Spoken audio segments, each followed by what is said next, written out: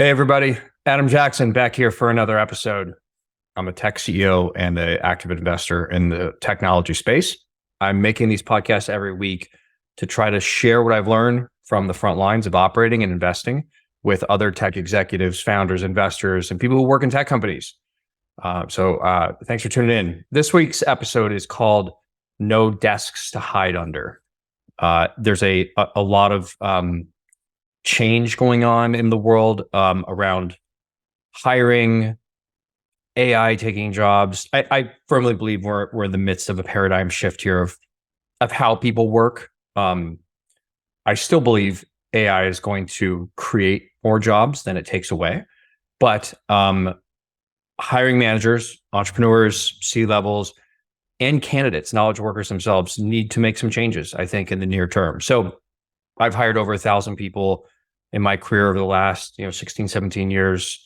And so I'm going to attempt in this episode to kind of capture what I've learned over my career, and more importantly, what changes I'm making, our hiring managers are making, what I think CEOs need to rethink, and very importantly, how knowledge workers should be thinking about adapting in this really challenging labor environment, mixed in with AI really becoming an important factor. So remember, the goal here that I always preach is we want to build lean organizations that are tech enabled, culture of excellence. It's what I call no desks to hide under. No passing the buck, no finger pointing.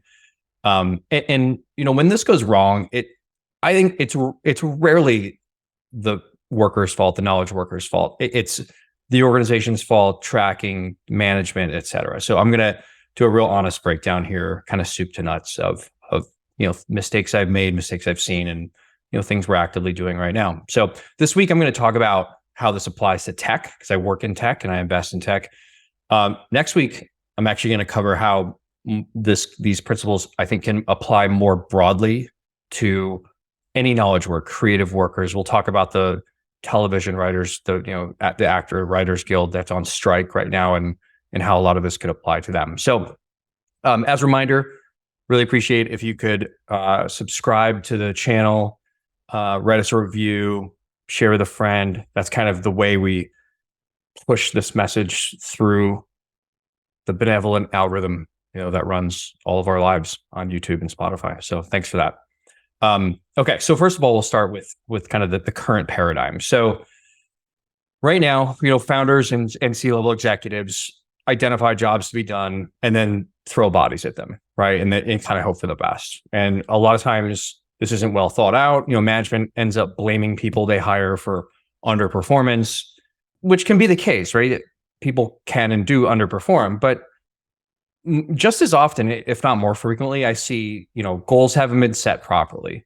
People aren't sure how to solve the problem. Things aren't being measured properly, right? Measurement's such a big thing. We don't do this perfectly either. We're always finding things that we expect people to figure out, but we're not really measuring it. So, I mean, look, this is why you see all these lazy managers now, like demanding people get back to the office, right, for productivity. It's bullshit, right? They're just bad at managing. They don't have a system set up to measure what matters. And so, and by the way, side note, like I'm a big remote work proponent. Obviously, like Braintrust was built on and continues to grow quickly based on folks being able to work remotely. But I love collaborating in person too. I'm not like a hermit that just like sits in a basement 7 days a week. Although some weeks I would love to do that. In-person collaboration is great, right? But you shouldn't be like reading off Asana checklists and going through spreadsheets together. Like save that bullshit for Zoom, right? Like when you get together once a week, twice a month, whatever, like it should be a creative brainstorm, right? Like get out the whiteboard, drink some beer together, whatever. So so my advice to candidates here was like, as you're interviewing for roles, I think it's really interesting when folks come in and have a strong and defensible point of view about the role, right? Like maybe even say like why exactly do you need this person to do X, Y, and Z, right? What if you had this person do X, Y, and then outsource Z, or had an AI kind of Iron Man suit that this person could wear. And, oh, by the way, here's a solution. Like, here's something that's interesting for that, right? Like it rarely does it happen, but when candidates express that sort of creative thinking, problem solving orientation to me in an interview, it really, really stands out. And it shows, you have empathy for the business, and you want to really contribute beyond just like filling the like cookie cutter job description that got thrown out. Another point, and I really love living this one too, like managers need to live and lead by example.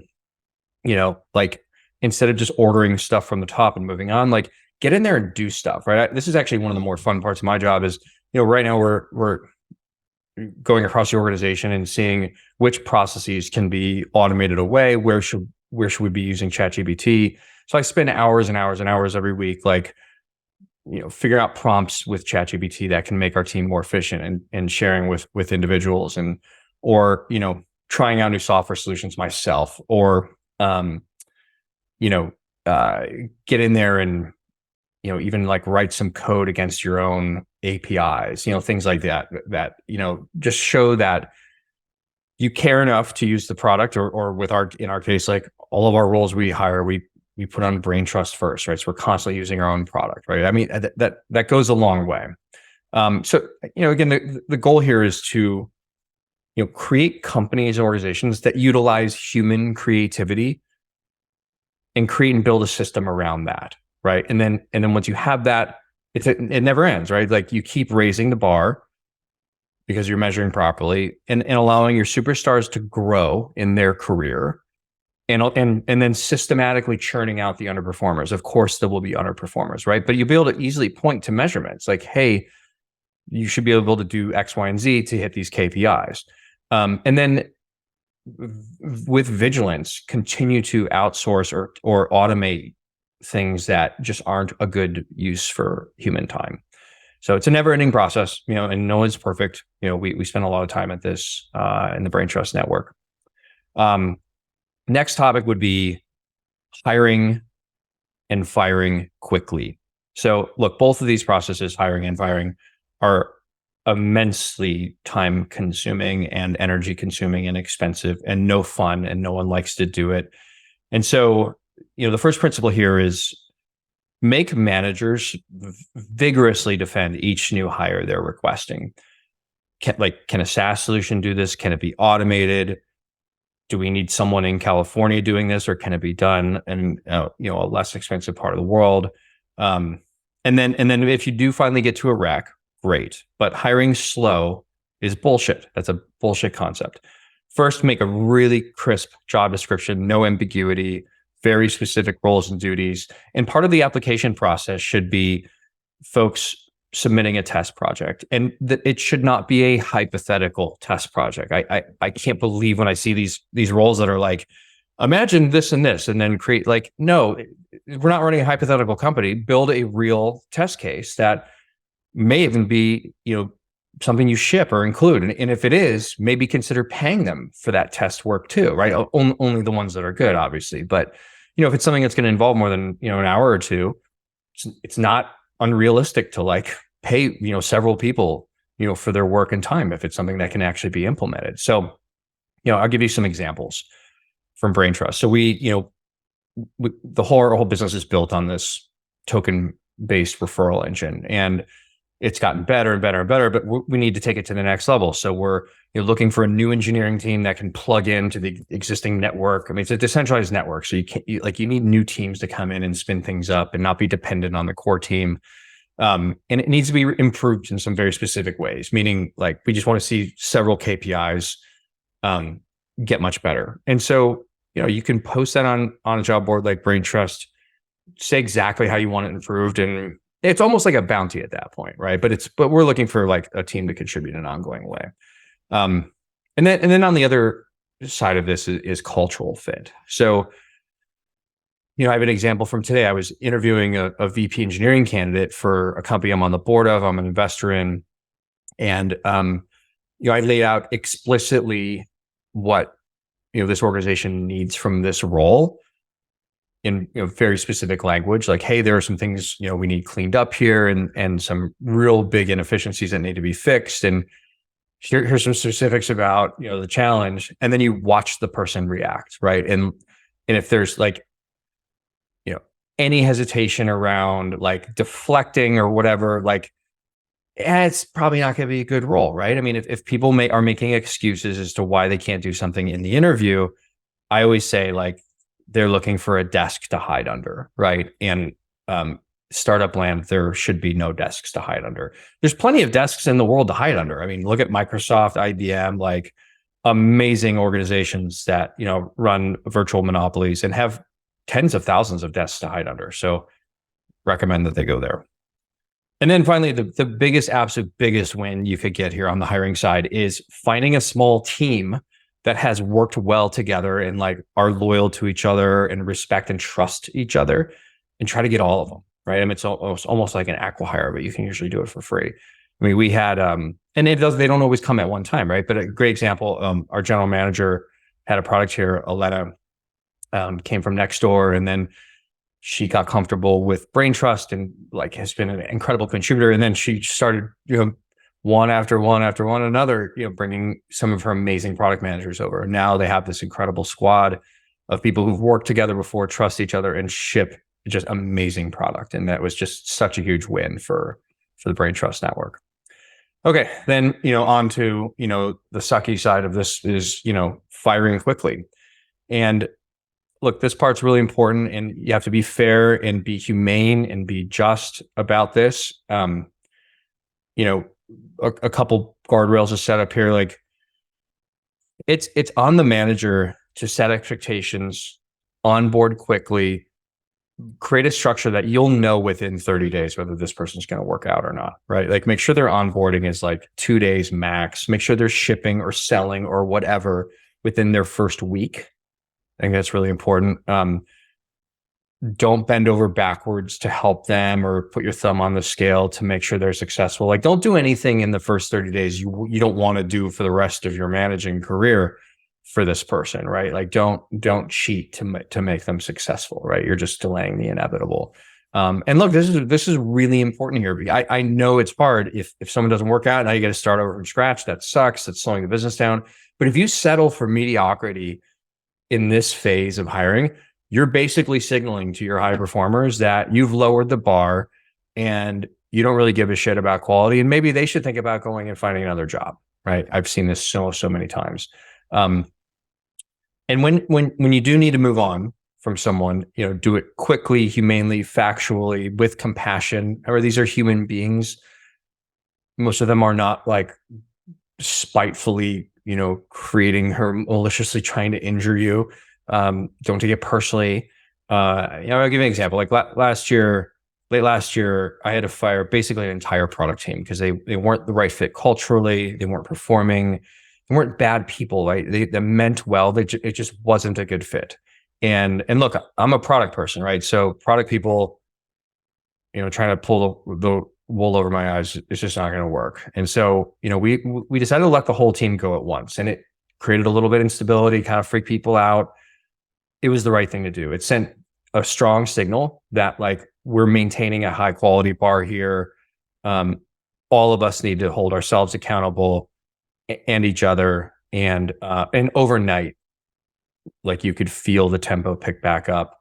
It was a morale boost, not a morale, wasn't diminishing to morale. So hard to do. You got to rip these Band-Aids off though.